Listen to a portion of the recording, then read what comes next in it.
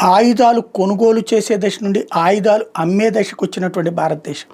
ఆయుధాల కోసం రష్యా వెంటపడి, లేకపోతే ఫ్రాన్స్ వెంటపడి, అమెరికా వెంటపడి వాళ్ళని బతిన్లాడి డబ్బులిచ్చి కొనుక్కునే దశ నుండి ఎలాంటి బ్రతిన్లాడే అవసరం లేకుండానే అవసరమైన వాళ్ళకి ఆయుధాలు అమ్మే దశకు వచ్చింది భారతదేశం.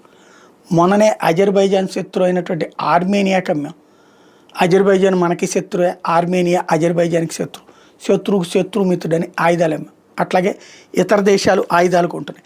తాజాగా షాంఘై కోఆపరేటివ్ ఆర్గనైజేషన్ మీటింగ్కి వెళ్ళినటువంటి నరేంద్ర మోడీ అక్కడ వియత్నాం అధ్యక్షుడితో కూర్చుంటే, వియత్నాం ప్రధానమంత్రితో సేమ్ ఇష్యూనే వచ్చింది. అక్కడ ఫమ్ మిన్ చిన్ ఎవరైతే వియత్నాం ప్రధానమంత్రి నరేంద్ర మోడీతో కూర్చున్నప్పుడు ఆయుధాలు కావాలని అడిగారు.